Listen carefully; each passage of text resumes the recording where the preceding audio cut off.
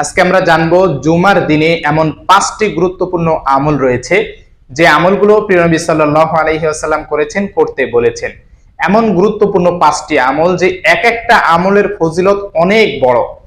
এমন আমল রয়েছে যে আমল যদি আপনি জুমার দিনে করেন, আপনার প্রতিটা কদমে কদমে 1 বছরের নফল রোজা রাখার এবং নফল নামাজ পড়ার নেকি আল্লাহ তাআলা আপনার আমলনামায় দান করবেন। কিয়ামতের ময়দানে রাসূলুল্লাহ সাল্লাল্লাহু আলাইহি ওয়াসাল্লাম আপনার জন্য সুপারিশ করবেন। কাল কিয়ামতের ময়দানে যখন ঘোর অন্ধকার হয়ে দেখা দিবে, সেই সময়টাতে আপনার জন্য সবকিছু আলোকময় হয়ে যাবে, আলোকিত হয়ে যাবে। এমন 5টি আমল রয়েছে যে 5টি আমল আজকে আমরা জানবো। প্রিয় দিনী ভাই এবং বোনেরা, প্রিয় নবী সাল্লাল্লাহু আলাইহি ওয়াসাল্লাম বলেছেন যে দুনিয়াতে তোমরা এমন ভাবে থাকো যেন একজন মুসাফির। কোন একজন মুসাফির যখন কোন একটা গাছ তলায় একটু বিশ্রামের জন্য বসে বা একটু ছায়ার নিচে বসে, যে আমি এখন এখানে ক্লান্ত হয়েছি, গাছের নিচে একটু বিশ্রাম নিচ্ছি, আবার আমি আমার গন্তব্যে চলে যাব। ঠিক তেমনি আমরা যখন আল্লাহ তাআলার কাছ থেকে ফিরে এসেছি, দুনিয়াতে এই ক্ষণিক সময় মুসাফিরের মতো থেকে এরপরে আমাদের যে আসল জায়গা তথা কবরের পরে আখিরাত চিরস্থায়ী জায়গা, এই চিরস্থায়ী জায়গা আমাদের চলে যেতে হবে, এটা ভোলা যাবে না। কিন্তু এই যে দুনিয়াতে যে সংক্ষিপ্ত সময়ের জন্য এসেছি, এই সংক্ষিপ্ত সময় হচ্ছে আমাদের উপার্জনের জায়গা, অর্থাৎ আখিরাতকে কামাই করে এই দুনিয়া থেকে নিয়ে যেতে হবে, কিছু সঞ্চয় করে নিতে হবে। অন্যথায় সেই আখিরাত চিরস্থায়ী জায়গায় আমরা কিভাবে থাকবো? এই দুনিয়াতে দুইটা মাধ্যম রয়েছে, একটা হচ্ছে গুনাহ কামাই করার, আর একটা হচ্ছে নেকি অর্জন করার। তা আপনি যদি গুনাহ কামাই করেন, আপনার জন্য চিরস্থায়ীভাবে জাহান্নাম হয়ে যাবে। আপনি যদি দুনিয়াতে থাকা অবস্থায় নেকি অর্জন করেন, আল্লাহ চাহে তো আপনি চিরস্থায়ীভাবে জান্নাতে বসবাস করতে পারেন। তো আমরা প্রত্যেকটা মুসলমান, প্রত্যেকটা ইমানদার ব্যক্তি চাই যে চিরস্থায়ীভাবে জান্নাতে বসবাস করার জন্য। আর এই কারণেই দুনিয়াতে থাকা অবস্থায় আমরা অনেক আমল করে থাকি। আর এই আমলগুলো যদি কোনো একটা আল্লাহ তাআলা পছন্দ করে ফেলেন, তাহলে সেগুলোই হবে আমাদের নাজাতের জন্য যথেষ্ট। প্রিয় দিনী ভাই এবং বোনেরা, এমন 5টি আমল রয়েছে, সেই 5টি আমল আমরা এক এক করে জানবো। 1 নাম্বার আমল হচ্ছে, প্রিয় নবী সাল্লাল্লাহু আলাইহি ওয়াসাল্লাম বলেছেন যে জুমার দিনে যত বেশি সম্ভব রাসূলুল্লাহ সাল্লাল্লাহু আলাইহি সাল্লামের উপর দুরূদ শরীফ পাঠ করা। এর দ্বারা ওই বান্দার জন্য প্রিয় নবী সাল্লাল্লাহু আলাইহি ওয়াসাল্লাম সুপারিশ করবেন। ওই বান্দার ভাগ্যে জুটে যাবে প্রিয় নবী সাল্লাল্লাহু আলাইহি সাল্লামের সুপারিশ। কাল কিয়ামতের ময়দানে যখন ইয়া নাফসি ইয়া নাফসি বলে সবাই চিল্লাইতে থাকবে, ওই সময় এই বান্দাকে ধরে যখন জান্নাতে নিয়ে যাবে সুপারিশ করে, তখন এর থেকে উত্তম আর কি হতে পারে? এই দুরূদ শরীফ হচ্ছে প্রিয় নবী সাল্লাল্লাহু আলাইহি সাল্লামের কাছে পৌঁছে দেওয়া হয়। আর এটা কখন পড়বেন?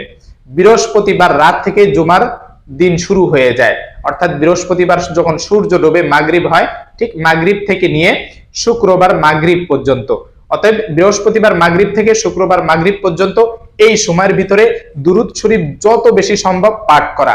নির্দিষ্ট কোনো সংখ্যা নেই। আর দুরূদ শরীফ পড়তে গেলে আপনার যে ওযুও করতে হবে এমনটি নয়, ওযু করা অনেক ফজিলত, তবে যদি ওযু না থাকে আপনি দুরূদ শরীফ পড়বেন।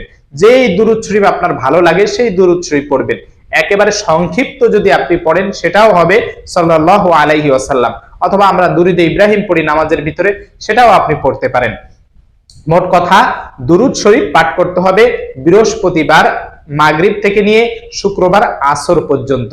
আর এইভাবে যখন বান্দা দুরূদ শরীফ পাঠ করে, আল্লাহ তাআলা পৃথিবীতে এমন এক শ্রেণীর ফেরেশতা রেখে দিয়েছেন, যেই ফেরেশতারা প্রিয় নবী সাল্লাল্লাহু আলাইহি সাল্লামের রওজা মোবারকে এই দুরূদে পাক নিয়ে যেতে থাকে এবং পরিচয় দিতে থাকে যে ইয়া রাসূলুল্লাহ, আপনার অমুক উম্মত অমুক দেশের, অমুক জেলার, অমুক গ্রামের এমন উম্মত আপনার জন্য এই দুরূদ পাঠিয়েছে, পেশ করেছে। তখন প্রিয় নবী সাল্লাল্লাহু আলাইহি সাল্লাম খুশি হয়ে যান। অতএব প্রিয় দ্বীনী ভাই এবং বোনেরা, আমরা শুক্রবার অর্থাৎ বৃহস্পতিবার মাগরিব থেকে শুক্রবার মাগরিব পর্যন্ত যত বেশি সম্ভব দুরূদ শরীফ পাঠ করব। এরপরে 2 নাম্বার আমল হচ্ছে শুক্রবার ফজরের নামাজ সুন্নত সহ জামাতের সাথে আদায় করা।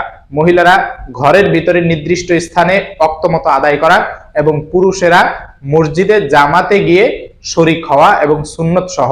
কারণ ফজরের সুন্নত অনেক গুরুত্বপূর্ণ। যে ব্যক্তি ফজরের নামাজ ছেড়ে দিল, তার কেমন যেন রিজিকের অভাব দেখা দিল, তার পেরেশানি, হতাশা, ঋণ এবং দারিদ্রতা এগুলো কখনোই পিছু ছাড়ে না, বিপদ আপদ লেগেই থাকে। এই কারণে আমাদের প্রত্যেকের উচিত যে জুমার দিন, অন্তত জুমার দিন যেন জামাত না ছুটে যায়, ফজরের নামাজ জামাতের সাথে শুরু করা। তো আমরা চেষ্টা করব সকলেই জামাতের সাথে জুমার দিন ফজরের নামাজ আদায় করার জন্য।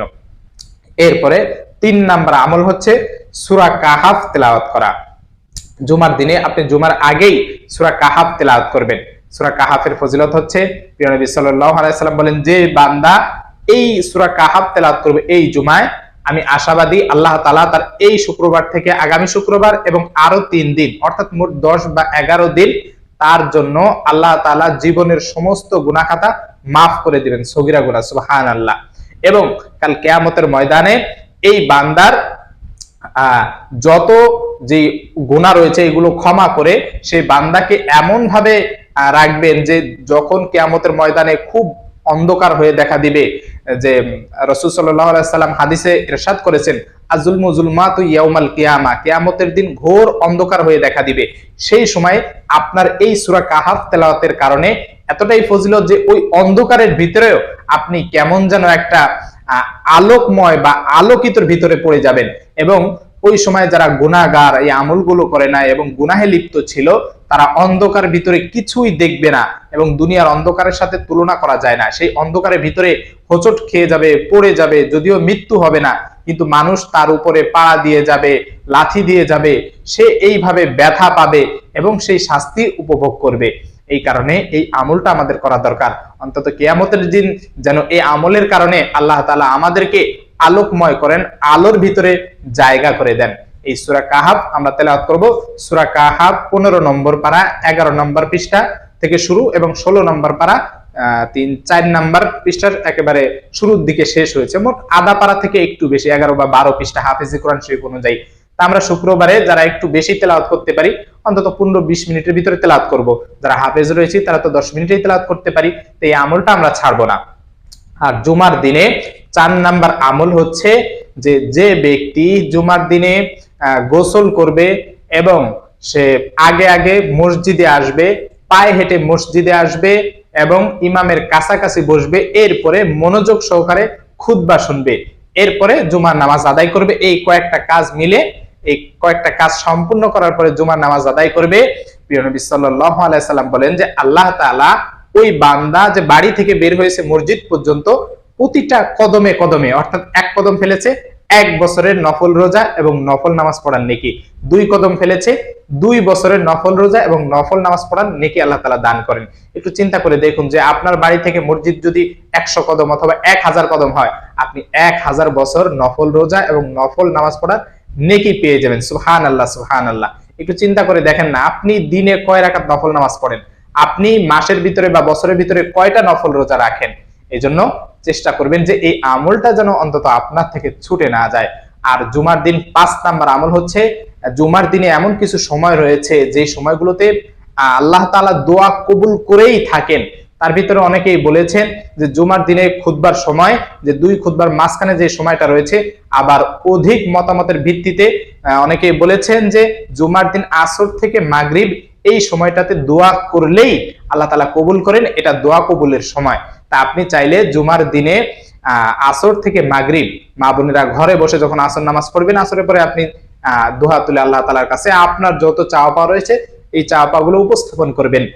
ভাইরা যারা মসজিদে আসরের নামাজ জামাতের সাথে পড়তে যান, আসর পরে মাগরিব পর্যন্ত যে সময়টা রয়েছে এই সময়ের ভিতরে আপনি আল্লাহ তাআলার কাছে আপনার মন থেকে যা চায় আপনি দোয়া করবেন, ইনশাআল্লাহ আল্লাহ তাআলা অবশ্যই অবশ্যই দোয়া কবুল করবেন। তো এই 5টা আমল আমরা চেষ্টা করব সকলেই করার জন্য, কারণ এই আমলগুলো এখনই আমাদের করার সুযোগ।